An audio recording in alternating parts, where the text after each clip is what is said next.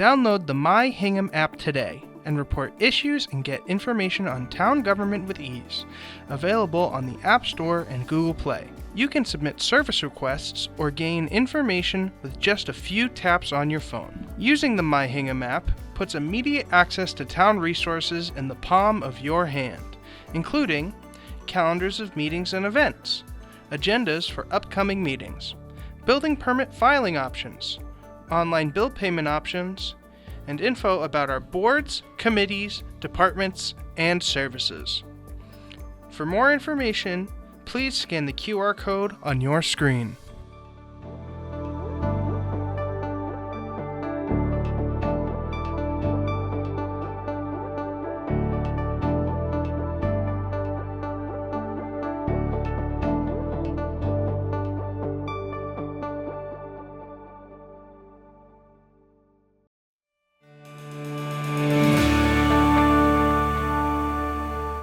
Hello, everybody. Welcome to the All Committee Chair meeting. My name is Julie Straley, and I'm here with our Select Board Chair, Liz Klein, and Bill Ramsey, Tom Mayo, the Town Administrator, and then is Art coming? He's upstairs, so Okay. Okay, great. All right, so thank you for coming, and more importantly, thank you for serving on a board or a committee for the Town of Hingham. As I said many times before, and you'll hear it again, the success of our town government really relies heavily on the participation of our volunteers. So again, thank you for lending your time and your talents to the town of Hingham. So the goal of this meeting is to improve communication and information sharing among all of our town committees, both elected and appointed. We're not checking up, we're checking in with each other, and we're sharing information. So we meet again in person because we found that when we met last fall, we had really good conversations in person, face to face. If we're going to try to do this meeting 2 times a year at least. And so we could consider doing a Zoom option in the future, but we really feel like this environment with everyone together in the room and able to have also informal conversations with each other before and after the meeting has been really helpful. So the meeting is being recorded for rebroadcast by Harbor Media. We will begin by sharing the Select Board goals for the year, which aim to further goals set forth in the 2021 Master Plan. So I'll give it to you, Liz, to go through. Thank you, Julie. And just to reiterate what Julie said, thank you all for being here tonight, making the time, and more importantly, thank you for your service over the last year and the few months leading up to town meeting, which we know are very busy and very intensive. So thank you. So just to kind of set the stage for tonight, I always like to start with the vision from the Hingham Master Plan. I won't read it to you. I'm sure you've seen it, but I think it's a good way to kind of ground us. Thanks to Gordon Carr. But the Master Plan Committee certainly spent a lot of time on working with the public and gathering feedback on what type of community we want to live in and what type of community we envision over the next 15 years. So I think it's an important place to start. Yesterday, the Select Board met, had a working session to discuss our Select Board goals for FY27. We do this on an annual basis. We will discuss the goals again at Tuesday's meeting on the 19th, which of course is a public meeting. We will open it up to public comment. So if people have questions or comments, there'll be more time to kind of digest these goals and discuss them next week. But just to kind of set the table for the coming year, these aren't set in stone just yet. I did want to share kind of directionally what we're thinking. We kind of organize them into 3 main buckets. The first, invest in community. The second, financial stewardship. And the third, effective and transparent communication. So obviously there's a lot of sub-bullets there, many initiatives that the town will engage in, but that kind of, we want to organize ourselves in that way. So again, we'll discuss those more next week. On the next slide, and we'll kind of lead this up, but as you know, we organize the select board with liaisonships. So this is what we have planned so far for the coming year. So you can see who your point person is for this next year. We try to rotate between the categories so that we can all have a really good understanding of all of the town committees, boards, and town departments. So this is what we're proposing for this year. So again, this will be your person, and feel free to reach out with any questions. And with that, I will pass it back to Julie. Okay, I just want to give you a bit of housekeeping for how we're going to do the meeting. So we're going to go around the room like we did last time. I'm going to pass the microphone around. So George, you're up first. Not to put you on the spot, but yeah. And then so in 2 minutes or less, if possible, please share what your committee was working on this past year. How did it all go? Any goals that you have formulated for the coming year? And again, if any of your plans are steered yet by following the town's 2021 master plan. And you can also add in any brief comments about anything town related. That's welcome. The select board wants to work with you. And actually, I should take this out because Liz gave this. Here are your liaisons. So I was going to call them out, but this is better. If you anticipate any openings on your committee when the new fiscal year starts on July 1st, please ask your committee members who would like to be want to step down or be reappointed to contact Sharon Perfetti in the Select Board's office. And then please urge your friends and neighbors to join a town committee, fill out a talent bank form as soon as possible. We'll be conducting interviews over the next 6 weeks or so.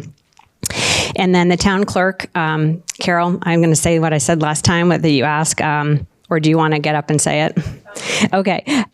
If your committees, if you could please be diligent in taking meeting minutes, approving those draft minutes at the next meeting, and then getting those minutes posted to the town's website per the open meeting law requirement. And then also, I've seen this.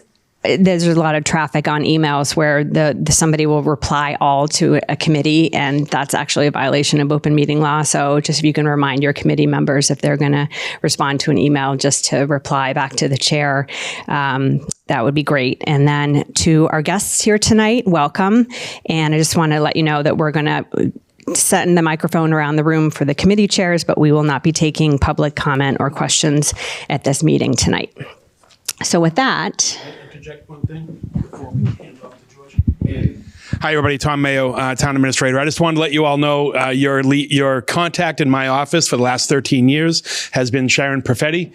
Sharon has announced that she will be retiring at the end of June. So we're very happy for Sharon. It took me a while to say that, but nonetheless, we're happy for Sharon.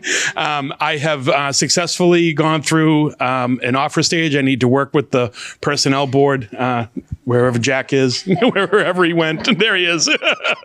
But we have a candidate to replace her, which is to move into her slot. I'm not sure we can replace Sharon, but so that's going to happen. So to the extent you'll be working with Sharon normally, there'll be a new name here in the near future. So just want to let you all know. If you happen to be in town hall, I'm sure Sharon would appreciate and add a girl for the work she did for the last 13 years. So thank you. Good evening, George Kay for the Country Club Management Committee. I'll start with the pool. We're finally ready to go. We've had 2 pre-construction meetings. The first was a Zoom meeting on the 30th of this month. It was with the general contracting team, Tom Mayo, town officials, CCMC representatives, and Pomeroy Associates, who's the engineering firm, and Chris Roddy, who was the architect. This was primarily for introductions and key contacts for all parties and to establish a protocol for billing timelines, project tracking, a procedure for potential change orders, and third-party testing. The second meeting was on the 7th of this month with Construction Dynamics again, and one of the key sub-bidders, which was Weston and Sampson, who's the sub-bidder that will actually construct the pool. The construction should commence the week of the 18th of this month, and the work schedule will be no earlier than 7 a.m. Monday through Friday. We went over parking, workflow, traffic, security fencing, erosion mitigation, were all agreed upon, and a biweekly meeting schedule was also established. We also urged constant communication with the building department before anything starts, obviously. In a related matter, a preliminary set of drawings was obtained from the engineering firm of CHA for the demolition of the old pool, the pool building, and the former maintenance building. The CCMC will review this at the next May meeting on the 26th, and a bid timeline and a project start date will be discussed. For the golf course update, we secured the services of Tyler Ray, a renowned golf course architect, to provide the Country Club Committee with a long-term master plan for the golf course. Tyler spent the day on the course a couple of weeks ago with Chris Riley, the club pro, and Jake Silva, the course superintendent. We hope to have the results for this in about a month. We have about 5 to 7 more permits to reach our standard of 275, and we still have over 400 people on the waiting list for our permits. Golf course revenue is slightly higher than last year in spite of a very wet spring. We weren't able to open the course in March at all, and we didn't really get going until sometime in mid to late April. The increase came primarily from a 3% increase in permit fees. We completed a major bunker renovation project this fall and this spring. It was completely funded by the Friends of the South Shore Country Club on the 17th green.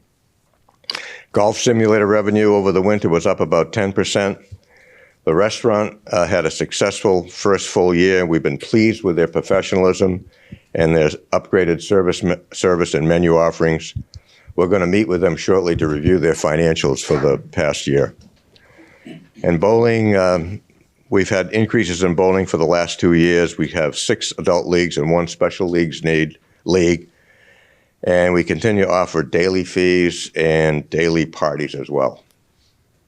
That's over 3 minutes. I know the Gettysburg Address was 4 minutes.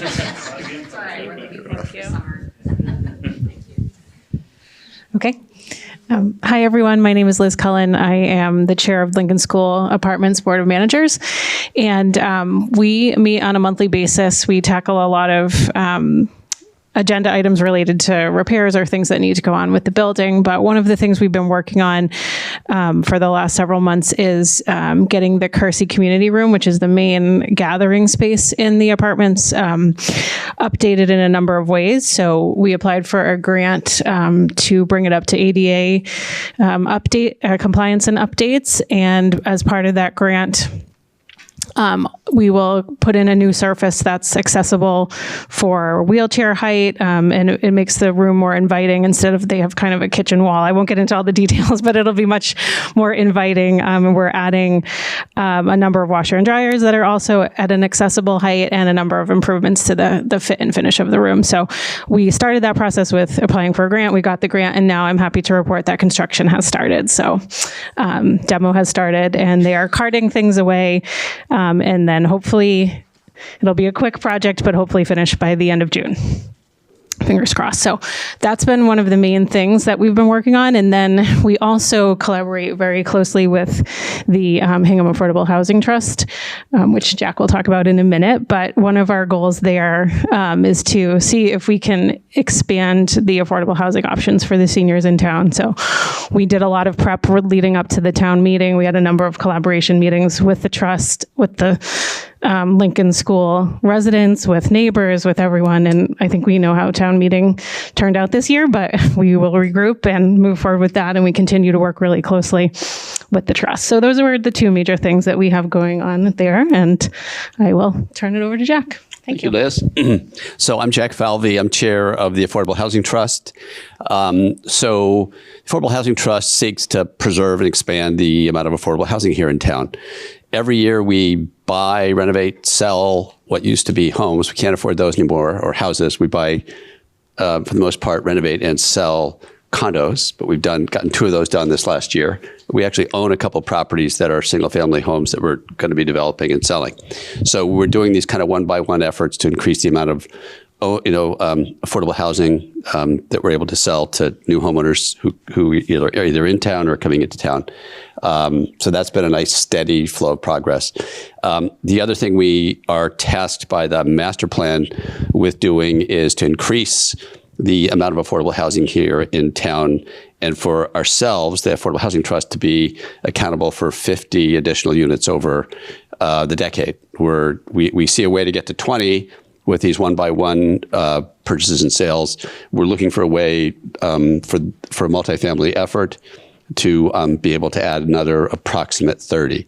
That led to our initiative with respect to Lincoln School to see whether we can, A, do a lot of very substantial renovations that need to be done there, and B, potentially expand it by some number to increase the amount of affordable housing in town. So as Liz alluded to, we had an article before town meeting. We needed a 2/3 vote.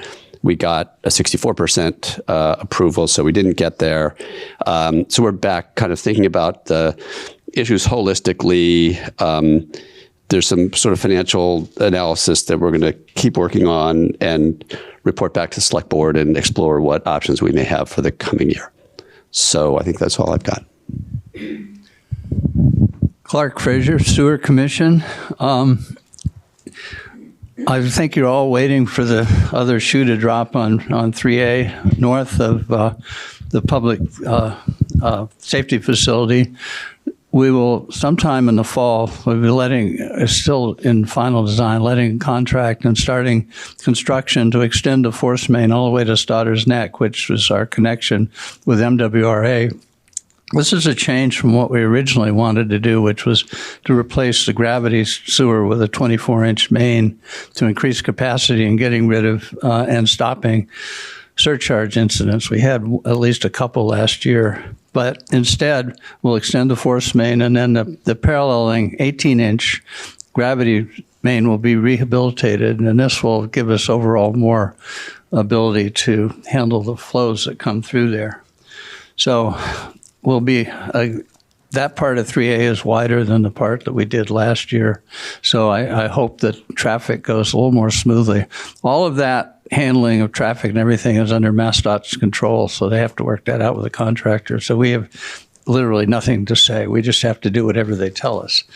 The second big initiative is the billing consolidation with the water, and it'll be run through the electric company. We're hoping for fiscal 2027. That will mean some changes for a few people who are billed for sewer, but not water. But everybody who's got a water bill is on sewer will get a combined bill. And it will. The other thing we have to do is, right now we're running in arrears. We have to find a way to fix that, and everybody's going to have to catch up. The next thing is that we have a lot of problems with infiltration and inflow, which is extraneous water, either illegally in the system or groundwater or water from storms. And we're trying to cut that because that will reduce our bill to the MWRA. So I'm planning to consolidate all the work that was found in the last 5 years not done and get it all done. And then after that, we have some projects in the pipeline, but they haven't been well enough to find that we can say anything substantive. But the objective is to get the system into a state of good repair and then to start to work on resiliency from rising sea level. Thank you. Thank you. I am Allison Anderson. I am not the chair. I am the vice chair of the school committee and standing in tonight for our chair who couldn't be here. We've had a busy year and a lot of things on the warrant at town meeting. So thank you everyone for your support of those warrants that we had. The biggest one that you hopefully have heard about, and if not, you will now, is the roofs at South Elementary School, Plymouth River School, and the high school. We have been accepted into the MSBA grant program for those 3 roofs and the HVAC system at the high school. The process has started. We have a new school building committee in place. They're diligently working on the design and to get us estimates to move forward to then bring it back to either special town meeting or next town meeting to vote on costs to pursue those construction projects. So we're very excited about that moving ahead, hopefully for the students as well, so that we can keep the building safe for all. On another note, we thank you, Bill, for joining our meeting the other night. We had the unfortunate passing of longtime track coach at the high school, who also was a former teacher. For those of you who knew Fred Jewett, on the 23rd, there will be a memorial service. We also have a proposal that was brought to us to name the track after him. So if anyone has feedback, we're accepting public comment this week. And we'll hopefully vote next week to name the track the Fred Jewett track at Michelson Field. The field already has been named back in 1955. So we will honor both of those should we move forward. We broke ground at the depot this year with electric charging stations for the 13 new electric buses. Should be arriving in June and July. We're very excited about that. We needed to replace, we have about 21 buses in our fleet, so 13 of them, when their leases came up, and we were able to receive a grant, and they're being constructed and hopefully delivered soon. We also have a new principal at Foster. Matt Shifley is retiring, and Heather Benner is returning to Hingham, and we're very proud to have her coming back to Foster. The interim principal at the high school has been chosen to remain permanently, so we're also excited that John Bucky will continue on at the high school. And other than that, we did not bring the warrant forward ourselves for the healthcare subsidy, but we really appreciate all the support from the town and from the residents for that, and that should make it a lot more positive going into negotiations, which we start with our teachers and our paras again next year. Thank you. I'm Vicki Donlin, the chair of the Recreation Commission. We're a 5-member elected board, self-funded with revenues last year of about $2.3 million. Summer camp is our biggest program. I'm sure many people in the room have either had kids there or have had counselors. This year, we've already filled over 5,000 slots, so it's a very busy program, and I know everybody at Town Hall realizes that as well. We have recreation programs for all ages. And we also manage the athletic field program, which is the turf maintenance. All fields are permitted through the rec department, and all fields are also maintained by the rec department. So it's been a great program that now is, I think, in its 4th year. It's working well. We get nothing but raves on the fields, and anytime we don't, you know, you only have one place to call. That's the rec department. Select board no longer gets those calls, so it makes it good for everybody. What do we have new? First, luckily, CPC was successful in approving our project for the PRS basketball court. I think most people in the room are familiar with the Plymouth River School area. The basketball court is actually recreation land, not school land. So we were able to get this grant, and $10,000 also donation by the PTO. So we're excited that we're getting that moving along now that it was approved at town meeting. We're also in the process of continuing to complete the 2025 approved pickleball project, which is over at Bear Cove near Carlson Fields. And we're moving forward, and hopefully by next year, we'll have pickleball courts down there. Thank you very much. Thanks, Vicki. Good evening. I'm Steve Leary. I'm the chair of the Hingham Human Rights Commission.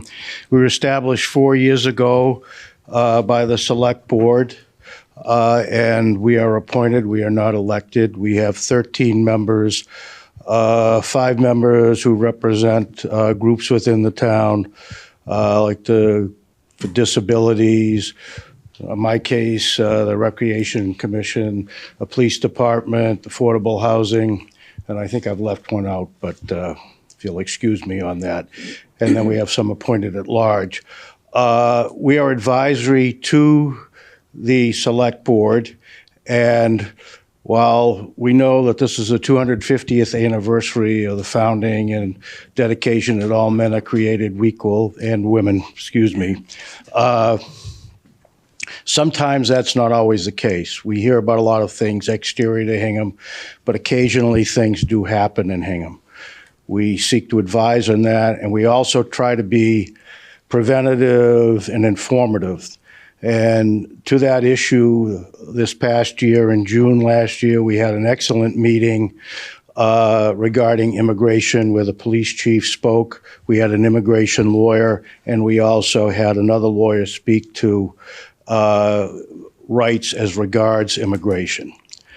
We've also sought in the last year to strengthen our allies within the town, one of which is the, my memory's going here, I'm sorry.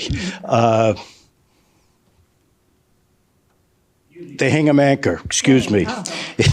You know, sometimes do that. I probably should have. I should have made notes, but I didn't. And we're trying to work with them and every few months have an article or something that's discussed in there that's appropriate to human rights. Most recently, we had a seminar presented by the Right to Be group, which is a national group, and it was on bystander training. The idea here, we had 76 participants in it. This was on April 6th. And the issue being that we can be a bystander in the community or wherever we are and may see discrimination, bullying, whatever. If you don't do anything as a bystander, you're in a sense saying, I approve of what you're doing. So really what we're talking about was we're trying to create upstanders. And that's what this program was all about. So people can stand up for the person that is the subject or persons that is the subject of the problem and do it in a way that is not going to lead to further confrontation and issue. And that's what this was all about. And the school system is also working on the same program and we'll be doing something. And we want to thank the select board for appropriating the funds that we could do that. We also have been working on what we call a little health list. Not that the health department isn't doing it, but a few years ago we went to a Mass Human Rights Commission meeting and they talked about the inequality of healthcare throughout not just the Commonwealth, but the nation and the world. And so we decided to take a look at that because that's a human right. And you know, a lot of people don't really know where they should go and what they should do. You think they would know to go to the health department, but they don't. So we tried to come up with a way to simplify it and do this. So we came up with 3 main points that we could have. We put they're on our website, and we were going to publish a small card to give out and leave in places so people in the public could have it. Unfortunately, one of the sources we were relying on was South Shore Elder Services. And if any of you read the news, you know that they're in financial troubles and probably going away. It does look like a group called Old Colony Health Services will be able to fill the gap and cover this area. So that's why we haven't printed anything yet. We will be having a planning meeting at our next meeting on June 8th and be setting forth what we'll be doing next year on that. And we will have a couple of vacancies coming up. So if you know someone that has an interest in human rights, we'd be glad to hear from you. Thank you. Thanks. I'm Allie Koskinas. I'm the vice chair of the Harbor Development Committee. Marco couldn't be here tonight. I think the biggest thing that we did in the past year was to run our first ever drone show. The fireworks are not going to happen in Hingham, sadly, due to the birds on the island. But we pivoted and had one major donor come in and basically sponsor the entire event. Sadly, those funds are not raised, were not raised this year. But we're pivoting and going for an all-American picnic on our waterfront. We're trying to bring awareness and folks down to the waterfront to enjoy it. So on July 2nd, we will be hosting an all-American picnic. We'll bring the food trucks back. Booty Vortex will be there, and there'll be more children's activities. We're trying to involve some local organizations to come down and run like a bouncy house and maybe some face painting and just make it a fun event starting around 3 o'clock. Last year, the drone show was estimated to have brought down 7,500 residents and neighbors, and that would have been the largest group we've ever had for the fireworks as well. So we do feel like that was a success, whether people felt like it was worth repeating or not. It was an experiment, and I think it was a positive community building one. The next thing that's happening is some geese control efforts down on the beach. We have a member of our board, Callum Johnson, who goes down there daily with his dog and tries to chase the geese away because I think the geese want to come back to the place that they know best. He's also placed a few coyotes down there, fake ones, and they've gone missing. They've been stolen. So he's air tagged them, and apparently there's one that he knows is in an apartment building in Weymouth, but we haven't gotten up the courage to go retrieve him or knock on the door. I'm not sure if anyone's willing to do that, but we know where the coyote is, so we're going to keep trying. Your turn, Nick. Hi, Nick Amder, also with the Harbor Committee. Just a few other items. The Harbor Master Shed is located adjacent to the launch ramp, has fallen into disrepair and will be repaired as an Eagle Scout project by Jake Correnti, with donations handling the cost of materials. The Harbor Master presence at this location during the boating season is a valued and necessary resource. We've been working on engineering and permitting work required to reconstruct the town wharf, Barnes Wharf, and the wall near the Veterans Park. The town's wharfs are planned to be raised 4 feet to a uniform 11-foot level, matching Veterans Wharf. This is in response to global warming and the rising levels of waters throughout. The latest estimates show a projected cost for this of around $40 million. Given the budget's town challenges with other infrastructure projects, it's likely that major work on this will be postponed until 2028 or 2029. We hope to get by without a major incident or flood or natural disaster until that time. Future projects, which are highlighted in our master plan, include recreational shellfishing, utilization of the acquired 30 Summer Street property, and improved transient docking and mooring space to attract visiting boaters to Hingham. Hingham's harbor and waterfront is a major feature and attraction for the town, and we value very much the efforts of the town departments and the citizens to utilize and enhance this precious asset. Thank you, Tracy Shriver with the Planning Board. Just lost my notes, but you know, one of the main things we do is approval of site plan review in the city. One of the biggest, or in the town, sorry. One of the biggest challenges we have that you've probably seen is that the houses are getting bigger and bigger and bigger and bigger. So that comes up against our master plan a little bit with maintaining the scale and character of the town. So there's definitely some hot spots, you know, where it's more apparent than others. We created a residential compatibility subcommittee last year that I think we met 11 or 12 times. The one part of a warrant article that reduced the square footage or site disturbance that triggered site plan review was something that came out of that committee that was reviewed. And we were talking about things like FAR, maximum lot coverage. Those things are items that are talked about in the master plan. When you start getting into the fine grain, it's actually a real challenge, right? Because there's only 3 residential districts, and like resident District A is supposed to have a minimum of 10,000 square feet. Very few resident District A lots have 10,000 square feet. So how do you make a number work for that? So I think we took a little bit of hiatus with that committee over the holidays and then leading up to town meeting. Now that town meeting's over, we'll pick those meetings back up. And I think something we may explore a little bit more in the coming years, rather than looking at a hard number of an FAR, hard number of a lot coverage, and those may still be in the mix, don't get me wrong, is how can we add some more guidance in the zoning in a verbal way, in a descriptive way to maintain. Right now, it says, character and scale of buildings, the design of the project shall minimize unreasonable departure from character and scale of buildings.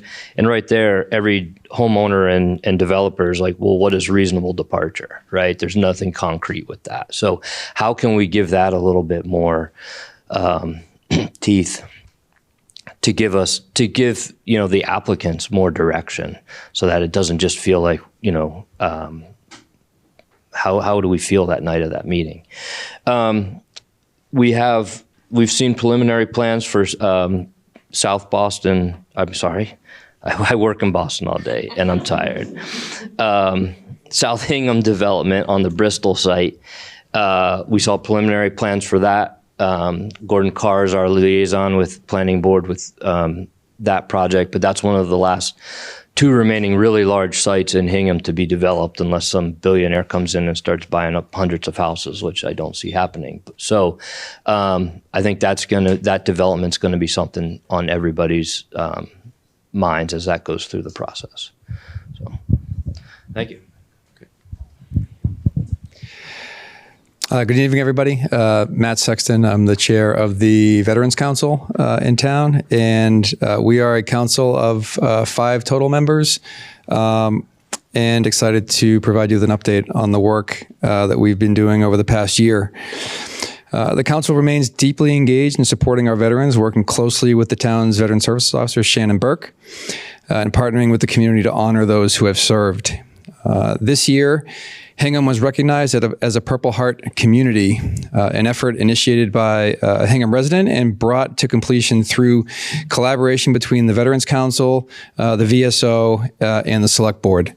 The designation is marked by the placement of 11 commemorative signs at all the roads accessing Hingham, an enduring tribute to those wounded and killed in action. The council continues to support the town's Memorial Day and Veterans Day observances, which are widely embraced by Hingham residents and represent an important part of the town's cultural fabric.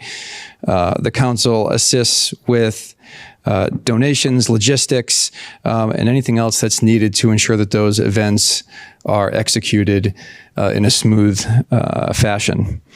We remain focused on service-driven initiatives, including the renovation of flower beds at the Anderson Veterans Home, with meaningful participation from many Hingham High School seniors. We get great engagement from the Hingham High School Veterans Appreciation Club, who annually places more than 1,200 flags around the high school turf field from September 11th through Veterans Day, which on an annual basis creates a powerful visual tribute while connecting those students to the legacy of service within the town. And finally, our annual gift bag program provides support to approximately 30 local veterans in need and 120 veterans at the New England Center and Home for Veterans in Boston. This effort is completed the first weekend of December and ensures that no veteran is overlooked during the holiday season. Additionally, in the spring, we work very closely to place fresh American flags at all of the veteran gravestones at the 6 town-owned cemeteries throughout the town, as well as in December participating in the Wreaths Across America program, ensuring that each one of those veteran graves is honored during the holiday season. So with that, the council remains committed to the recognition, service, and community engagement that we are so fortunate to have in this town, and we certainly appreciate the continued support of the Select Board. Thank you. Good evening, everybody. My name is Doug Farrington, and I chair the town's audit committee. Exciting stuff. The audit committee is a committee of 5 individuals whose primary responsibility is to oversee the town's independent audited financial statements and related reports, and government accounting reporting that goes with that. During the past year, it's obviously a cyclical event, which happens every year. So coming through December, we reported to the Select Board with respect to the year ended June 30th, 2025. The town received from our auditors, Clifton Larson Allen, an unqualified audit report, which is what we strive for, what we hope for, and it is the best support that a town could get. We reported again on the achievement of that goal, and we are now in the beginning stages of the cycle for the year ended June 30, 2026. Later this month, in a couple of weeks or so, we will have our initial audit planning meeting where we'll meet with the audit firm and discuss goals, objectives, and things to focus on in our upcoming audit and so forth. So I believe we do have one member who is rotating off. So if anyone's interested in the finance world and audit, we can certainly pursue that. But that's what the audit committee does.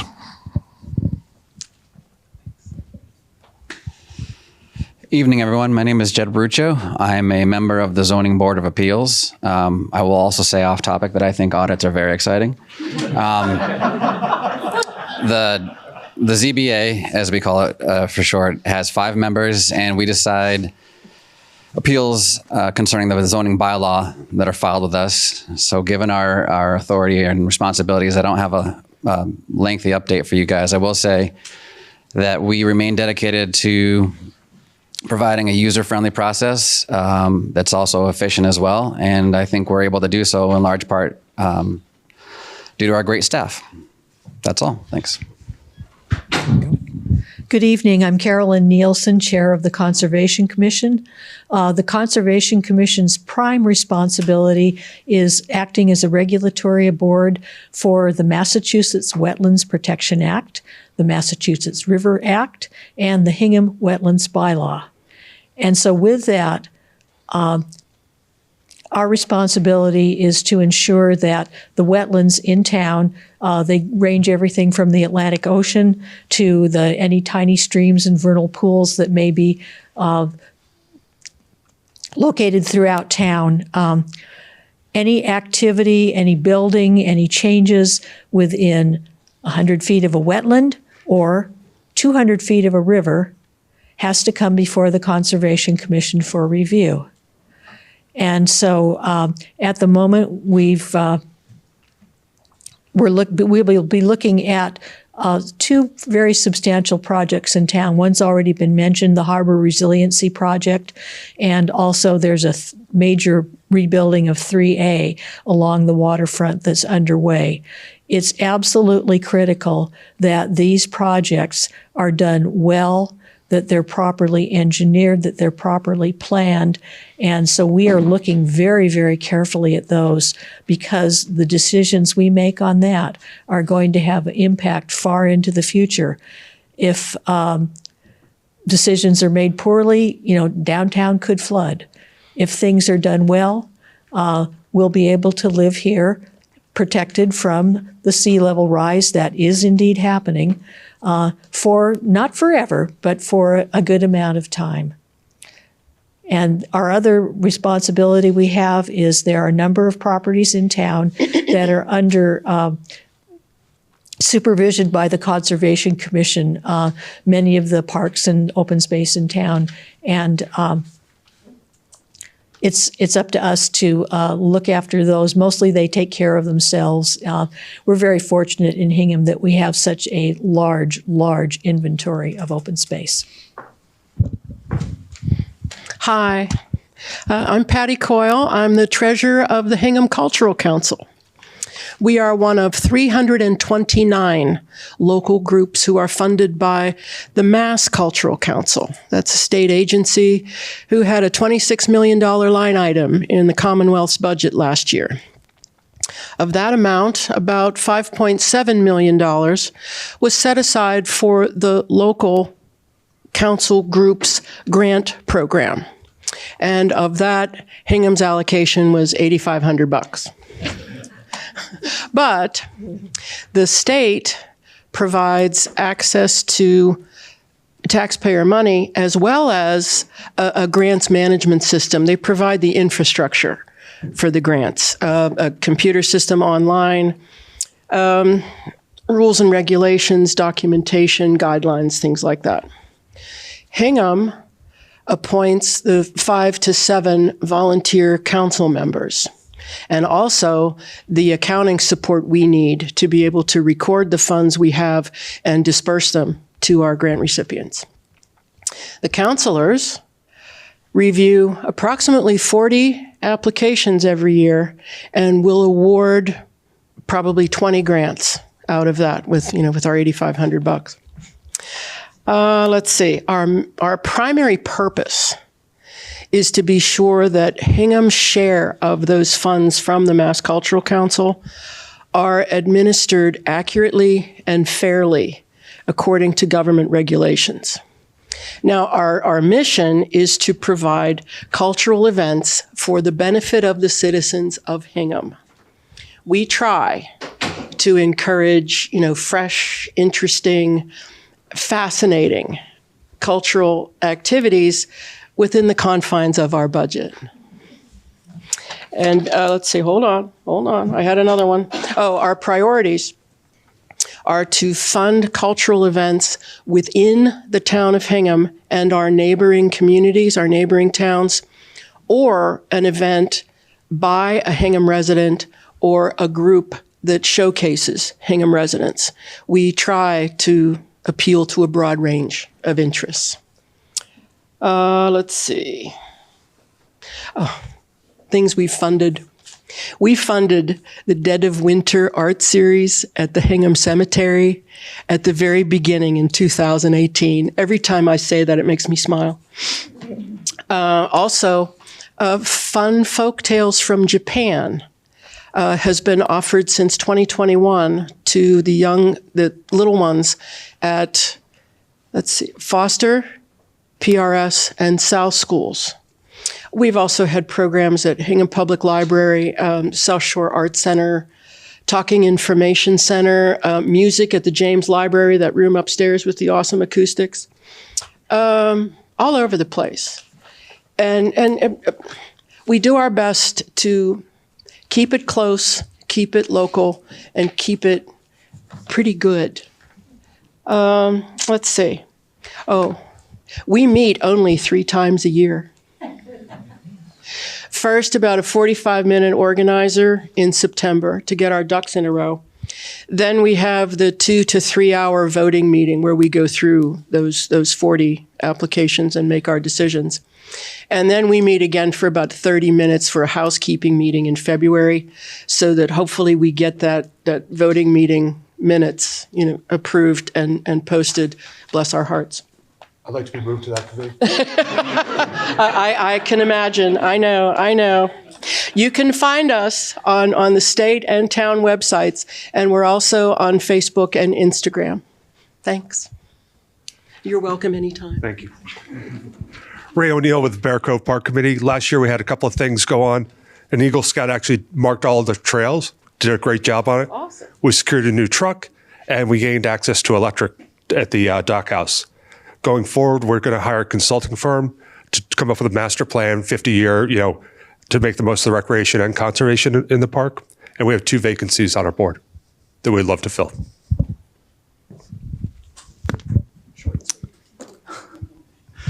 Hi, I'm Randy Winters with the Board of Assessors. We have had an interesting few months recently. I think a lot of people have recognized that property tax bills have increased this year, probably a little bit more than others. And I wanted to kind of address a few things just from a very high level on some of the reasons why that happened. I guess first and foremost, this was the first year that the Foster School and the public safety building hit people's tax bills. So that was part of it. Another impact this year was that the land component of your tax bill, on average this year, increased about 11%. So obviously when you get a tax bill, you have your building part and you have your land part. So the land part this year did increase, and that was based on evaluation of land values in town. That was probably something that probably could have taken place a few years ago or a little bit more incrementally over time, but this year kind of hit all at once. So that's a little bit on why tax rate or tax bills, or for a lot of people, increased a bit this year. So we don't get a lot of engagement at our meetings from the public very often, but this year we had quite a bit of activity with people with questions, and we certainly encourage people to always come to our meetings who have questions, whether it's an abatement request or exemptions or anything along those lines. We're certainly happy to have anyone come in and address any questions that you may have. So that's one piece. But just from a general statistical standpoint, just some information to share. So from 2025 to 2026, there was an average increase of single-family home assessed values of $94,000. So it currently stands that the average assessed value of a single-family home in Hingham is about $1.36 million. And if you look back over the past 5 years, I'm going backwards in time here, but the average increase that took place over the past 5 years, again, going backwards in time, 94,000, 88,000, 67,000, 190,000, 51,000. So over the past 5 years, the average assessed value has increased $510,000. So that obviously is a pretty significant growth. And one way that we're trying to provide relief for certain folks in our town is through the Senior Means Test Exemption Program. There's certain criteria that you have to meet, and this is a program that we've been running for about 5 years now. Each year we've seen consistent growth, which is fantastic. We want to try to accommodate as many people as we can, so we try to get the word out to as many qualified residents as we can. But this past year we had 88 approved applications for the Senior Means Exemption Program, and that accounted for $178,000 of relief to those folks, and that's an average of about $2,000 per approved application. So we need to factor that in with a state-administered circuit breaker exemption program that can provide relief of up, anywhere between $4,000 to $5,000 per applicant, which is a significant amount of relief for a lot of those residents who meet those qualifications. So we're happy to do that, and hopefully we'll continue to grow that program. Good evening, everyone. My name is Kevin Freitag. I'm the current vice chair of the advisory committee. We're a 15-member appointed board by the moderator. We're tasked with reviewing all articles that appear on our town meeting warrants, drafting the recommendations, drafting the comments that go into the warrant books. And as part of that responsibility, we're also tasked with reviewing departmental budgets for each one of the town's departments, which is a terrific experience, I would say, because we get to meet with all the different department heads, find out what they do, and really understand the types of services that our town employees provide to all of us. So over the next year, I think that the advisory committee's work will probably fall into one of three categories. The first will be prep for the special town meeting that we anticipate having this fall. We think that will in large part be driven by the school building projects, which you've just heard from Allison a little bit about. Laura, I thought you were going to go before me, but somehow that didn't happen. But at some point, Laura's going to talk about the capital improvement projects that HMLP will be bringing back to town meeting. So we look forward to working with HMLP on that article for special town meeting. Obviously, we'll be gearing up for the annual town meeting next year, which again will be in large part driven by departmental reviews of budgets.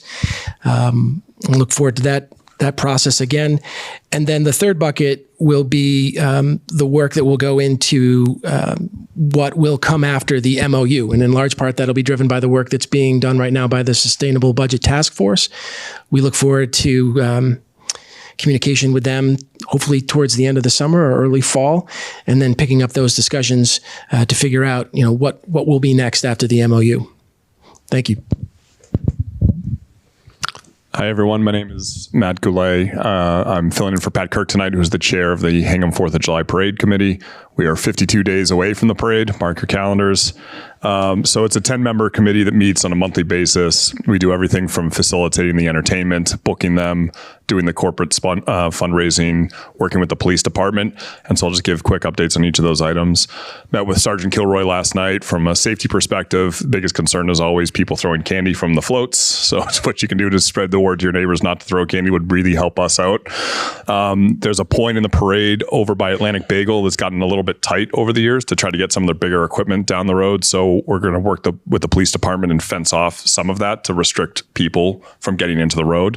That's something new that you'll see this year. And then longer term, if the town does move forward, the roundabout over in that area, that'll kind of redirect a little bit of the parade route that we'll have to figure out, but we'll figure that out in the future years. The majority of the musical acts and performers at this point are all booked and paid for. The highlight for this year is going to be a drumline band that hasn't been used before. If you've ever been to a New England Patriots game, they do a pretty cool routine. So the drumline is going to be sponsored by Fidelity Investments, who's our lead sponsor this year. So they've really taken over the big spot in the parade of funding for a lot of that. But there's a number of different local businesses that sponsor $1,000 each every year, year in, year out. And that's really what makes the parade happen. in addition to the corporate sponsors, we do have 2 other campaigns for fundraising that you've seen around town. One is the 50 Flags campaign. So this year, residents can pay $75 to have 25 flags installed in their front yard, or $100 to have 50 flags installed on the front yard. It does raise thousands of dollars towards the parade. And in addition to that, you'll see around town in local stores, we sell buttons. So the Hingham 4th of July parade buttons is also a big fundraising effort for the parade. That's all I had. Thank you for the time. Thanks. Hi, I'm Brad Moyer. I'm chair of the Climate Action Commission. I'll save our membership for the end because that's a little bit in flux thanks to some actions at town meeting. But essentially what we do is we oversee the reporting out and implementation of the town's climate action plan, which was adopted in July of 2023. And we work with a lot of different groups. Our main focus tends to be on buildings because that is the biggest emitter of carbon in the town. I also should mention that we are not the environmental committee. We are not the sustainability committee. We're not the resiliency committee. Really, our remit is pretty tightly drawn by that climate action plan, and that's principally geared on carbon reduction. One of the main ways we seek to do that is by pursuing grant opportunities. We have one currently that the town just achieved, always thanks to Tom Mayo and his team and Patricia Burke, the sustainability coordinator, where we have a technical grant to pursue a decarbonization roadmap, which is one of the pillars to get a climate leaders designation, which opens you up for more grant opportunities. That designation has 7 criteria. We already meet 5. We've done the heavy lifting. This decarbonization roadmap, which is really a capital planning tool, which we needed to do anyway. So as old equipment dies and needs to be replaced, this is a good plan to help us to do that. The other thing would be a zero vehicle emissions first policy, which we're also working towards. And then perhaps next year we can apply for that climate leaders designation to get more grant money from the state. We're always looking to do educational outreach to look how we can help reduce building energy use in the community. And anytime there's a new building project, which it seems there is always one or 2 or 3 in this town, we seek to try to get involved to ensure that whatever is being developed is meeting with our climate action goals. So now on to our membership. So we are composed both of appointees from the select board and the moderator, and then representatives of various town groups. So we have conservation, planning board, school committee, HMLP, Development Industrial Commission, and previously the Energy Action Committee, which was recently disbanded at last town meeting because its mission just completely overlapped at this point with the Climate Action Commission, so it's why I have 2 groups do the same thing, and we kind of absorbed that. Then there was a floor vote on town meeting to add the Water Development Weir River Water System Board, Select Board, to the group. So we're waiting for those designees, and we have a couple of openings as a result of that town meeting vote that we had. So if you don't mind, Select Board, I'm going to look at you for a second. We've got some appointments that we need to make post haste so we can get up to full strength and get out and running. So that's it for me. Thank you.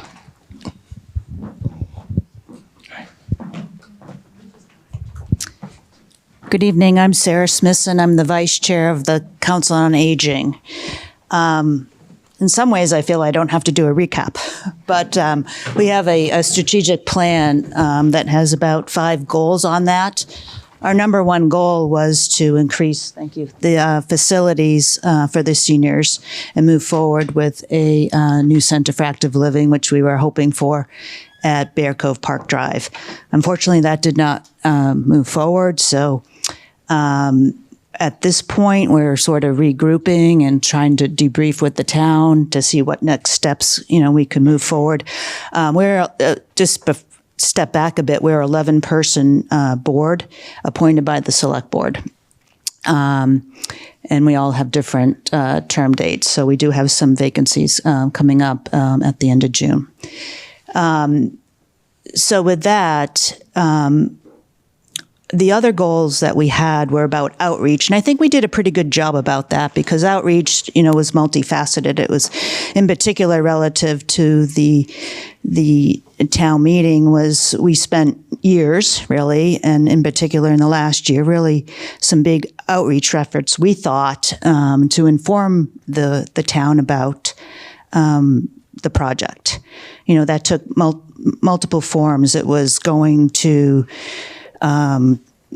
residents' homes and doing information sessions. We had our ambassador team out there handing out fact sheets about hot topics about the project, just to really inform about the facts and take that with you as you approached town meeting. Over the past couple of years, we were at the farmers market. We did the arts walk, and just really a lot of ground efforts to inform people of the need to move forward. As you know, we're located over here in a 5,000 square foot facility. So I think the outreach, we probably hit, when I counted it, I would say over 800 people. Maybe there's some passive support in the town. We're not quite sure, but we weren't able to cross the finish line. Another goal we had has to do with programming. So this is kind of where we're at now. It's like we had our programming for the future in a new center. We're not going to, be there quite yet until we figure out some next steps. But so in the meantime, one of our goals under programming was about increasing outdoor activities. So, what we have here to work with is we have a patio area outside the front of the center. So we're looking to really sort of refresh that, to the extent possible. There is some overgrown bushes there that could be tended to, and maybe look to, put an awning out there. And this also ties into some intergenerational, and one of our other goals is about food, is that we've already proceeded, or the director, Jen Young, has bought some, planter boxes just to at least get something out there in terms of what we were thinking about in the long term at a future center, of having more of a community garden or a greenhouse. So we're sort of do a mini version of that just to at least do something for the seniors in this interim period. And tying into sort of an intergenerational aspect is that we have a person, Rory Winters, who is really sort of into this intergenerational thing. So we've had intergenerational support from the schools as well. They come, Plymouth River South School, come and do projects and help serve, some of the special luncheons that we have. But in this particular case, relative to those planter boxes, the Boy Scouts are going to put them together for us. So we do involve, more than the seniors in the center, which I think is important. And I think those would be sort of the key things. So we're sort of looking to the future. So we're advocates for the seniors, the 60-plus group. But that doesn't mean we're not part of a larger community. So with that, I thank you for your time and support that you've provided in the past. Thanks. If I'm going to follow that, I got to take the opportunity, at the risk of being brazen and speaking for all of us, the solidarity that all of the volunteers at all of these other boards and committees feel for the people on Council on Aging and the HCAL and all of the work that went in to that. We could probably add up most of our meetings that we have had, and it wouldn't match what went into that. And life is unpredictable. Town meeting seems even more so. But just want everybody to know, at least from my perspective, and I think I speak for most of the folks in the room, our appreciation for all that work, and hope it'll continue, whatever we can do to help that. Master plan. So,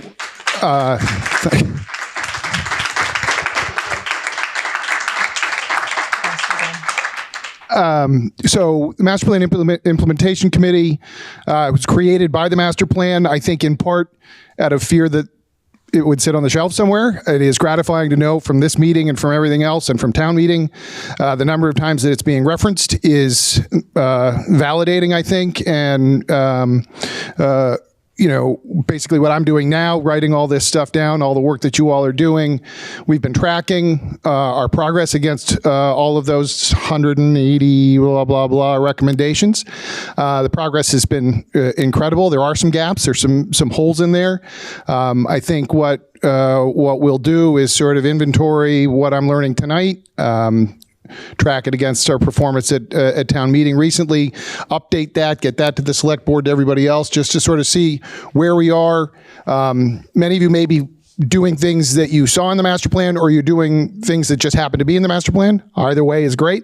But there may be other things in there that could be agenda items for your committees and boards in the future. So we want to make sure we're also highlighting those other areas that were identified as priorities now 5 years ago, kind of hard to believe, that might still be evergreen and worth looking at for the coming years. So that's what we're up to. Again, extraordinary appreciation for everything that is being reported on tonight, and we're making a lot of progress, so thank you. Hi, I'm Nancy McDonald, and I am the chair of the Community Preservation Committee. We are a 9-person committee that is appointed by both the select board and the town moderator, and as well we have representation from affordable housing, historic, and recreation, and conservation. And so we are funded by an act that was passed in 2001, or that Hingham took on in 2001.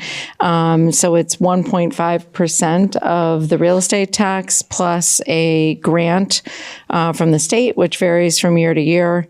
Our guiding documents are our own CPC process manual, the town's master plan and housing plan, the fields and outdoor court study, as well as the town's open space and recreation plans. So we very much thank you, Gordon, for your plan, which drives us. Not my plan. 15 people. Your handwriting. In this room. Your signature. They're no longer in this room. Yeah.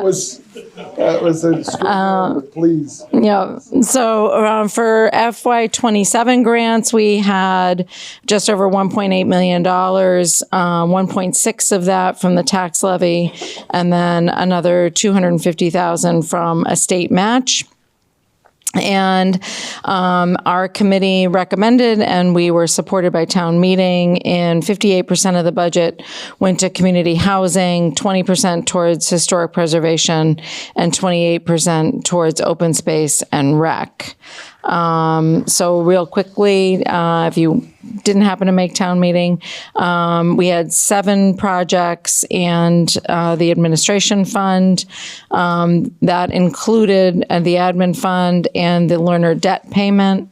So that is one of the things that we are allowed to do with that money, is take on debt for one of these projects on behalf of the proponent, and then the payments for that debt get paid out of the CPC fund every year. So the Laner property is the one where we still have outstanding debt, and we'll have that until that debt is retired in 2031. Our biggest application and funding this year was to the Affordable Housing Trust. We also are doing a roof replacement at 30 Thaxter Street. My personal favorite, the Victory Statue restoration. So that's the Iron Horse downtown, which wins the Fun Fact Award. That was actually created in 1929 by 2 women sculptors, Theodore Alice Kitson and her daughter. The Grand Army Hall elevator replacement, which will help maintain their ADA compliance. The John Thaxter House restoration, which is the community center, which most of us probably aren't aware that is completely self-funded, that there's no town funding toward that, nor do they get any historic, which is pretty amazing because that building was built in 1718 and is listed on the National Register of Historic Places, which is not insignificant. And then lastly, as Vicki talked about, the PRS basketball courts. And then lastly, just a little update on what we did for FY26 grants. The Affordable Housing Trust has been given the $700,000, as well as we turn back any proceeds from contributions that were made by CPC. We turn back for sale of housing, we turn that back over to the trust. That was done this year. The old ordinary rehabilitation for $600,000, and the significant part for the town there was that there is now a historic restriction put on that property. So that protects our investment, the town's investment going forward. And then lastly, the pickleball courts. We are busy paying for those as those continue to be built. So thank you.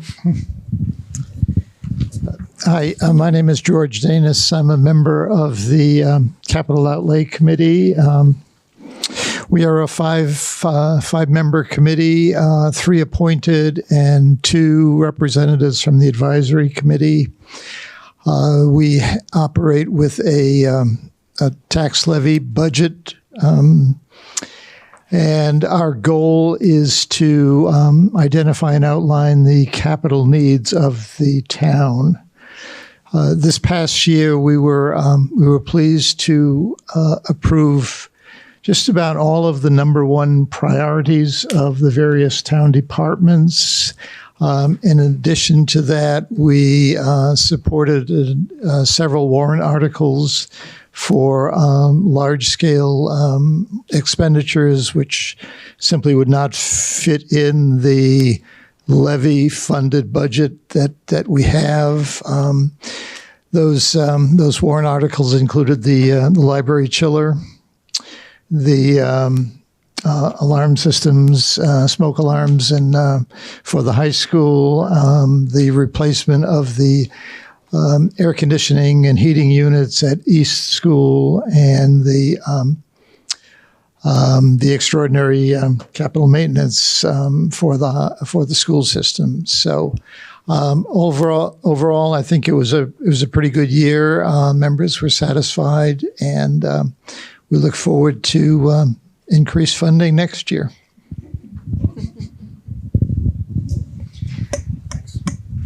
Jack Manning, chair of the Personnel Board. It's a 5-person committee. A lot of people on the committee have been serving for quite a few years, so we don't get a lot of rotation. So if anybody's looking to join, please let us know. We can always use some people to sit on our waiting list. We're responsible for administering the personnel bylaw. That's one of our responsibilities.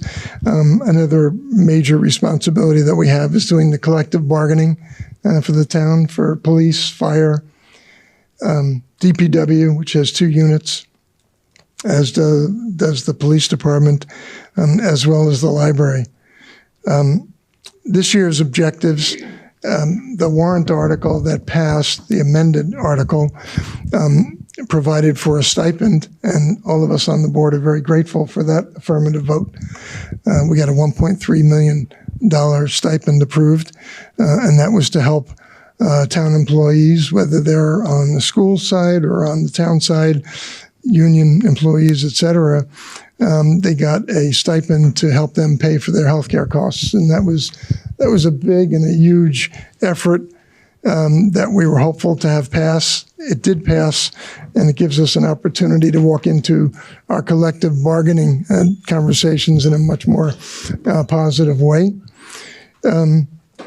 We also, as part of that amended article, there was a study that was approved. So we're literally running fast to try to put that study committee together. It's going to be a small, very select group of people. We're going to put out an RFP.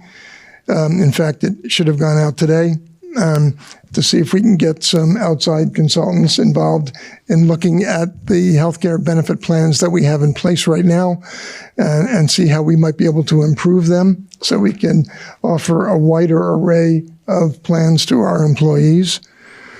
And that is pretty much it. So our plan for this year is to do the study, We have one unit that's coming up for negotiation literally within the next couple of weeks, and that's the DPW supervisor. That's the newest bargaining unit that the town has. So we'll be entering into those negotiations within the next couple of weeks. The study is literally just kicking off, and then 2027 is going to be a very active year. We'll have 4 other units coming up for negotiation. So it's a 5-member committee, and we're going to be very busy in the next year. So thank you. I am Henry Buckley here for the Beautification Commission. We are a 6-member board appointed by the Select Board. We have 2 vacancies right now and a vacancy that will be opening in June when my term expires. We maintain 12 traffic islands in Hingham. Traffic islands, you see them on the like the corner of streets, and I like to think that we are one of the most visible yet invisible groups in town. Everybody drives by our islands. Chances are you did when you came here. So we devote about 200 hours per year to maintaining those islands.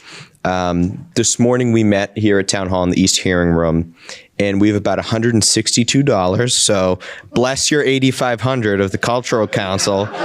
And but our funds do not come from the tax levy. They come from donors, from residents that are impacted by the islands, or private groups. And believe it or not, there's not much to say about the Beautification Commission. So I'm going to pass it to you, Paul.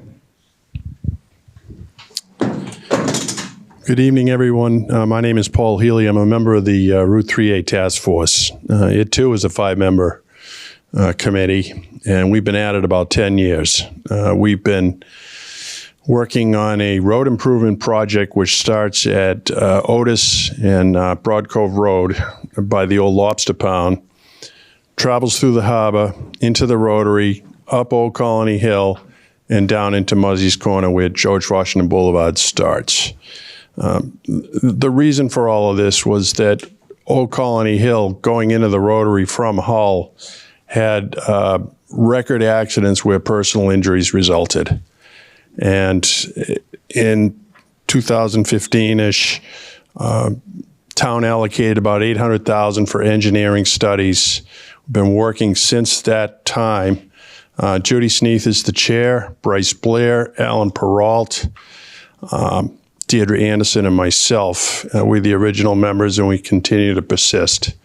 We're improving what we've worked with the state to develop a road design that incorporates accessibility issues, shared bike paths, walkways, a roundabout to replace the Rotary. We did a road diet. We met with the town of Hull and convinced and persuaded them that this would work.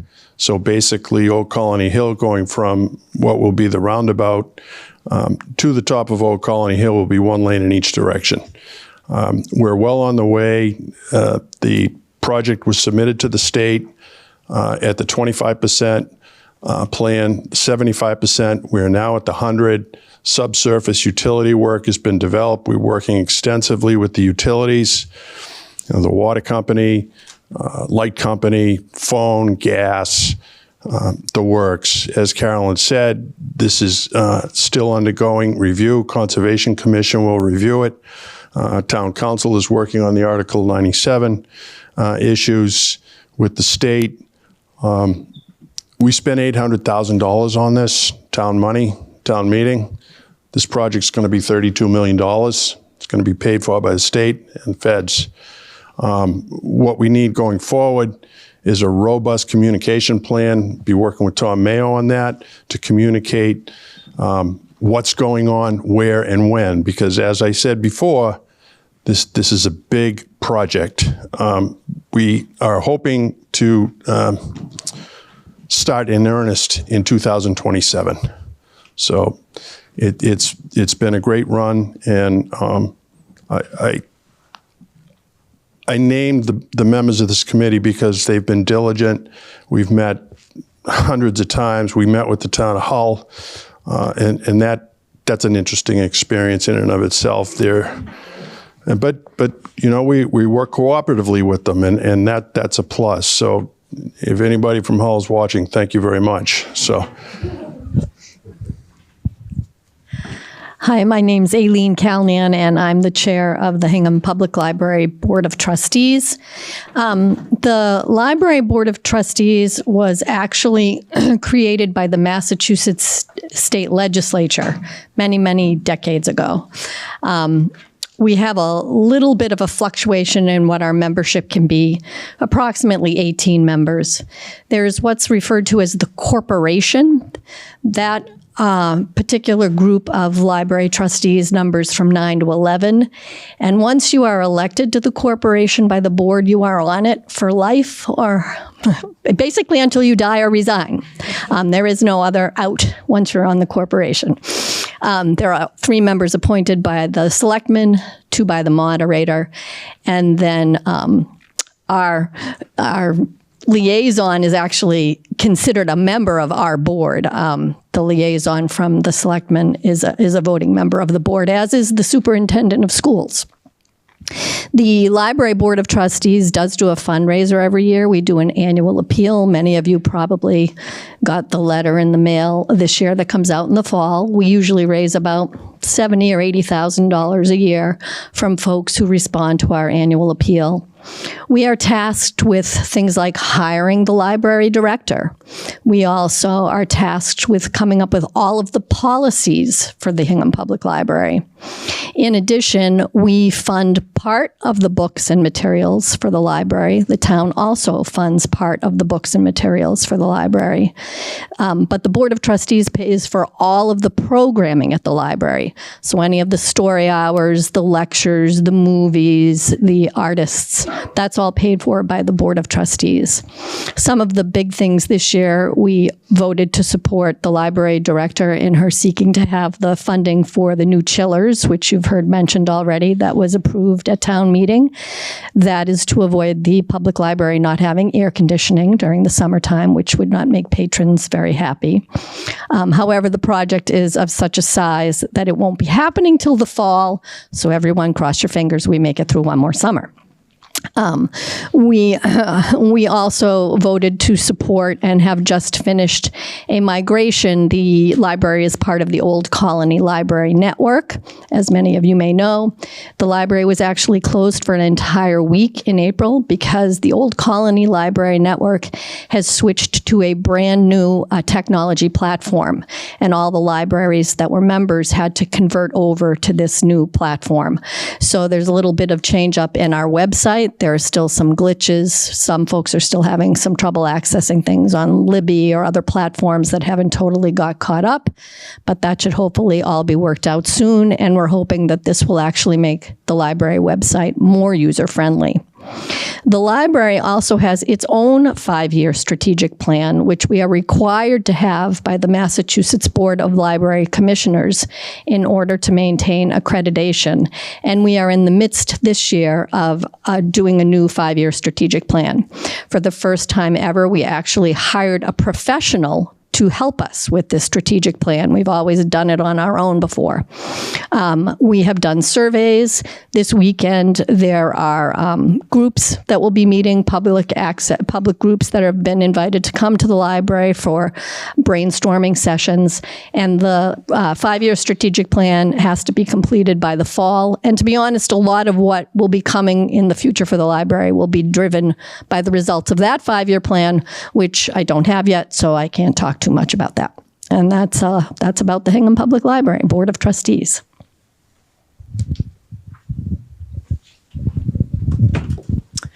I'm Laura Burns, and I'm chair of your 3-member elected Board of Commissioners of the Hingham Light Plant. And in addition to maintaining the stellar and affordable service that the light plant delivers every day, which I know you're all familiar with, our largest project for the last 7 years has been working on the reliability improvement infrastructure project, which Kevin mentioned. And if you went to town meeting, and I'm sure you did, you know that we were scheduled to come before town meeting with a request to allow us to bond $70 million for the purpose of adding to the transmission lines which come into town a new underground transmission line, which would not be subject to the vagaries of the weather and accidents.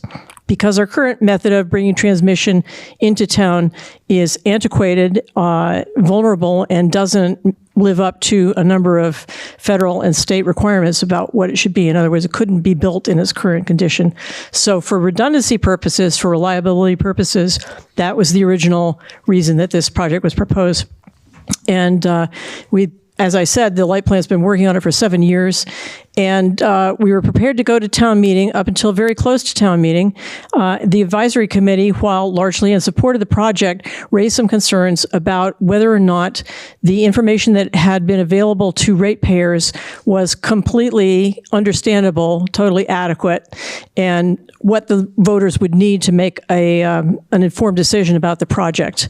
And given that those concerns were raised and we shared them, frankly, there had been some confusion about the message that we had been putting out to the ratepayers. The decision was made not to bring that article forward at town meeting, so my board requested that the select board withdraw the article. And we do plan to come back at the fall town meeting and bring this project before you again.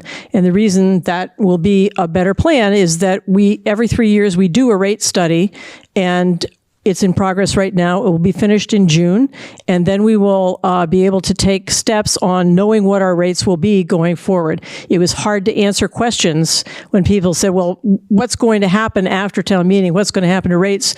I don't know. We're doing a study and we'll know in June. That was not helpful. So when we come to town meeting in the fall, we will have perfect information about rates, and also hopefully we will have our state permit, which is pending to do. This project is, because of its voltage and so on, is permitted at the state level, and that permitting process has been going on for 2 years, and it should be completed on time this summer. So hopefully we will also have that permit when we come back to town meeting. The part of this project which speaks to the town's master plan is that in addition to, it was originally planned for redundancy and reliability, most important for that, but it turns out that when we add this transmission capacity, the town will have the ability to meet the projected electrification of HVAC and electric vehicles and so forth going forward. And this is a goal these goals are mentioned in both the master plan and the climate action plan. So this project will accomplish two things, even though it was only started for one thing. So look forward to your support at town meeting in the fall. Thanks. Hi, Stephanie Gertz, the Commission on Disabilities. I think I'm last, so that means I have like 20 minutes, right? Just kidding. So two things I wanted to talk about, maybe three. So first thing, I want to give a shout out to Town Hall because as some of you know, things can be accessible on paper, but not actually accessible. And the safety building was built to code. But guess what? The code did not contain an accessible way of entering the building. So there was no push button on the building to get into the safety building. When we brought that up to Town Hall, at first we thought it was a mistake. And Town Hall was mortified and said, I'm sorry, it was built to code, but we should have done that. So without my saying anything, they immediately said, as soon as we get the funds released, we're adding that to the building. So I was really glad that there was a realization that building to code is not necessarily accessible, and without my having to say anything, it was going to be fixed. So I was really happy about that. So thank you. The other thing I wanted to talk to you about is when someone parks illegally in a handicap spot, we get angry about it. So now I'm going to tell you a reason not to get angry about it. Call the police and have them ticket, because when a ticket is paid, it goes to me. The Commission on Disabilities. So far, we have about $4,500. We can only spend that money in a very limited way. We can only spend it on things that will help accessibility. So we're looking for things to spend the money on. We wanted to buy an owl system for the library, but the library turned us down. So now we're looking at other things, and we may open it up to folks. We may contact Lincoln Street apartments, see what we can do, because anyway, I want to tell you all the upside to if you see someone parked in a handicap spot, make sure they ticket. So we can get the money. The other things are we're working all the time on just making fixes to town meeting to make it more accessible. One funny story about town meeting was the lights were not on in the parking lot 2 years ago, very late. So we all agreed to keep the lights on till 11. Because silly us, we thought that would be enough. So we'll need to reconsider that. The lights were on till 11, but some of us, as we know, were there far later than 11. So anyway, we continue to make town meeting suggestions, election selection suggestions, and just to get the public meetings a little bit more accessible. But our biggest thing we try and do is to be visible, and so folks remember. Thank you. Good job. Wait, Carol, Karen. you want to say anything? No, I think I'll need to pretty much speak. Can't refuse the opportunity to speak, right? Thank you very much. I'm Carol Falvey, for those of you who might not know me. Just to reiterate, agendas, you need to post 48 hours excluding weekends and holidays. Minutes are so important. I get calls all the time from people saying, hey, where are the minutes from such and such, commission or department? And then I go chasing people down. So just, these are just routine matters. School committee's awesome. They do theirs all the time. Select board all the time. But if you have any questions or concerns, give us a call. We're here to help you out and do what we can to support you. Thank you.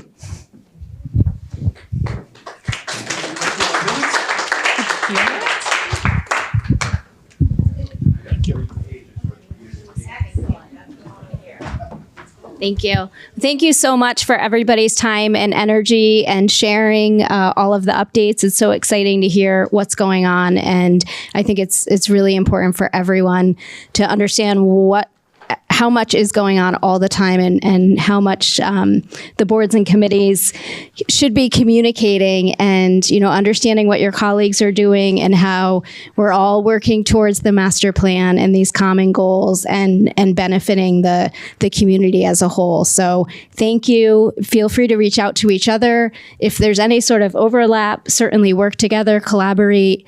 And certainly for anyone that's watching this at home, please join us. You're welcome to join boards and committees, and it's always great to learn about what happens at Town Hall and how much is going on behind the scenes. So thank you all for being here, and thank you so much for all your efforts.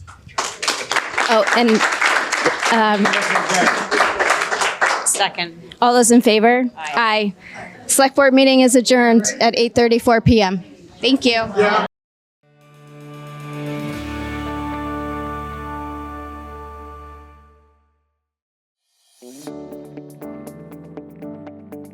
We recognize that taking time to visit, call, or email our town departments to report issues in Hingham doesn't always fit your schedule. Are you looking for an easier way to communicate with the town? Well, now there's an easier way. With the My Hingham mobile app, you can submit service requests or gain information with just a few taps of your phone. To get started, simply download the My Hingham app from the Apple App Store or Google Play, or simply scan our QR code to get the access to the app that's best for your phone. Once you've opened the app, select the Submit a Service Request button. From there, you can choose the type of request you want to submit, whether it's a pothole, a fallen tree, or something else. You'll then be prompted to take a photo of the issue and provide a brief description. You can also use the app to track the status of your issue and receive updates.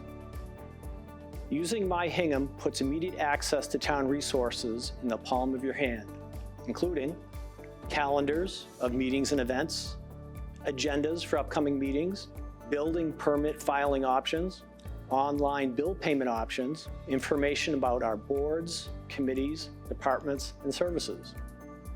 So why wait?